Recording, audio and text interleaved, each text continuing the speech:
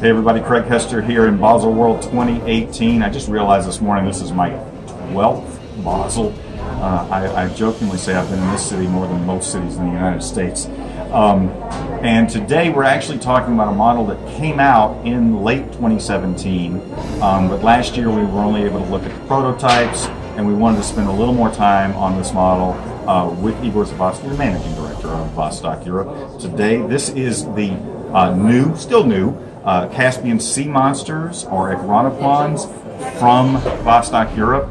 There are 1, 2, 3, 4, 5, 6, 7, 8 new executions, and came out in late 2017. And we want to talk about what's new about these and why you absolutely have to have one in your collection. So, I recall, Igor, the very first tritium tube watch you ever made was the original Caspian Sea Monster in 2008. Yes, 8, exactly. Right. 10 years ago we made our first model with tritium tubes, and it was a success from the beginning because people really like and people love tritium tubes because it's the best technology for watch illumination. Absolutely. Well, let's explain really quick what tritium tube technology is. If you're not familiar with it, tritium tubes are made by a company in Switzerland. I actually had the great pleasure last year of taking a tour of their facility with their CEO, Roger Siegenthaler, which was just fascinating. Tritium tubes are laser-sealed glass tubes that are filled with a substance called tritium, and they're filled with luminous material. Not unlike what you think of as superluminova. I mean, it is a luminous material that's in the tube with them. The tritium constantly agitates the luminous material inside the glass tube.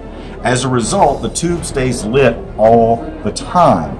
Different than, say, superluminova, you don't have to charge up a tritium tube in an ultraviolet light or under a lamp or whatever to get it to glow. It constantly glows. Now, typically, tritium is going to be a softer glow than when you first charge up superluminova, because you know when you first, if you go out in the sun and you put superluminova in the sun and you come back inside, it's bang. I mean, this is really bright. You don't get that from tritium because it's the same brightness all the time.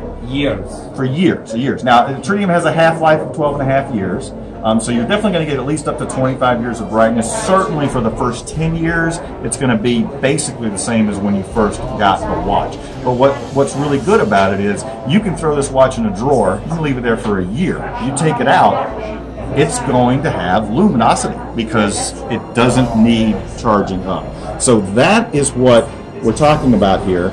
Vostok-Europe started with tritium in 2008, and again, their first model with tritium was the Caspian Sea Monster. Now, there's an important difference on these new Sea Monsters that we need to talk about in terms of tritium. Yeah, look at that. This is beautiful. So you guys took advantage of some new technology this time, Igor. And what's new from tritium side is these hour and minute hands, which you see here. Every hand has 2 tritium tubes on the hand because it's Hairlights. They're ultra slim and ultra bright tritium elements. They are quite expensive, but they are very effective. It's a new technology that MBM Microtec just came out with less than 2 years ago.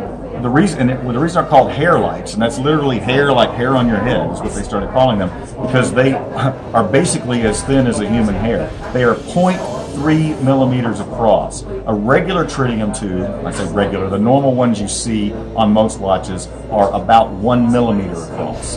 So think of that comparison. As I was watching them last year, even when they were putting them together, and you see the little tube, you can't believe they actually get anything inside there at all. It's so slim. It's so slim. And they spent huge money on research and development to create the new Hairlights. Now, why did they do this? Well, the main reason is this. As you know, that's a good shot. As you know, the hands on a watch, they sit on a pinion that rests on top of the mechanics of the movement, particularly in a mechanical movement. This is very important. And there's only so much weight that you can put on that pinion before you're going to cause mechanical issues with the movement. Actually, it's the same with quartz. There's only so much weight that you can put in there. So before, the regular tritium tubes that were, say, 1 millimeter thick, you could only go so much in length on the tube before it would create a lot of weight, too much weight on the hand. Now with the Hairlights, you can put more than one tube and they can be much longer. So if you compare the luminosity on a watch with the Hairlights on the hands to a watch with the regular tritium tubes, it is, well, no pun intended, it is night and day. I mean, you've got so much more luminosity because of the fact that you have that long, thin tube. So that's the big technological difference. It's the same case, right, Igor? It's very similar. It's slightly modified. Slightly modified? Okay. Yes. Same size, yes. Right. And now this time you have two movement executions. We have the classic NH35, the workhorse Seiko automatic. We have 4 automatic watches, one in black PVD, one dark blue PVD, one sun-blasted, one in titanium with gold accents. And we have chrono, titanium, polished stainless steel, black PVD, and black PVD again. And you can see the illumination of Hairlights. This guys, on this one is the 6S21. That's the Miyota movement. That is the high-end, really high-quality quartz chronograph movement. One of the things I love about the 6S21 is when you activate the chronograph, you actually have a sweep on the second hand. This is because even though this is a quartz movement, it has jewels and it has actual mechanical parts in it, and that makes the sweep look almost as if it were mechanical in nature. So I like to always say, guys, there are quartz movements and there are quartz movements. You'll never see Vostok-Europe using a simple freehand quartz movement. That does not interest them at all. All of their quartz watches have high-end, top-quality quartz movements in them. To give you a comparison, the 6S21, I'm talking about just the cost of the movement itself. The 6S21 is actually a more expensive movement to buy as a watch manufacturer than the automatic NH35. So that tells you something about the caliber of this movement. The fact that Miyota is making a movement of such high quality, they can command a price that is higher than what is arguably the most popular mechanical automatic movement made today. So you're getting nothing but quality in a Vostok-Europe. And you guys have heard me say this many, many times. With Vostok-Europe, everything is 100% custom. They start with what I like to say is a blank piece of paper, but really a blank computer screen. And they finish with a completed watch. You've seen if you haven't seen our videos, you definitely want to go back and watch about construction, about the design process. It's a fascinating story about what makes Vostok-Europe what it is. But this is a new line.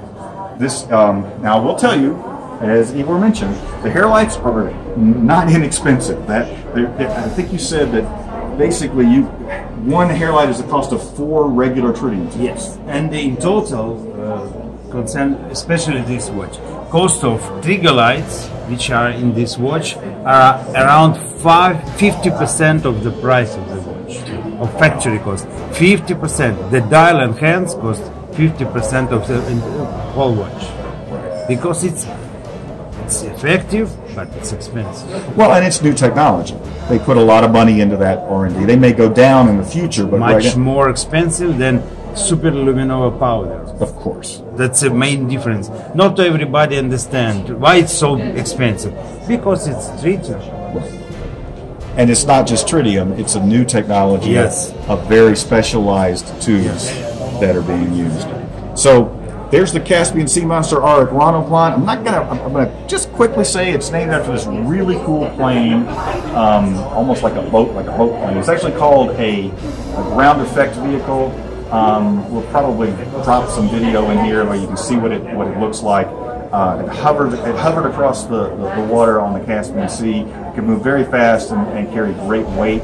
That's the inspiration for this. And one of the things just to point out one other point, I really love about the Caspian Sea Monster, which Igor and his team did on the first executions, and they did here, is this really great wave look on the dial. It catches the light beautifully. That's another thing to point out too, guys. That's not cheap to do. Every time you add something like that to the dial, you're adding cost to the final production of the watch. But that creates just this beautiful look on the wrist that's catching the light. So that's the Caspian Sea Monster. I'm Craig Hester here in Baselworld 2018 with Igor Zablosky, the Managing Director of Vostok-Europe. Keep watching.